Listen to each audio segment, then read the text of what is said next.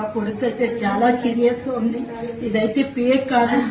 అందరి సపోర్ట్ నాకు చాలా అవసరం అండి. డబ్బుల కోసం ఎంతో మంది ఫేక్ వీడియోలు పెట్టి ఇలా చేయడం వల్ల నిజంగా జరిగినా సరే వేయటం లేదు. ఇది 100% నిజమండి. మన వాళ్ళందరూ వెళ్ళి చూసి వస్తున్నారు, సహాయం చేస్తున్నారు. అలాగే గవర్నమెంట్ వాళ్ళు ఏదైనా ప్రమాదం జరిగితే ఈ 50 లక్షలని కోటి రూపాయలని ప్రకటిస్తున్నారు.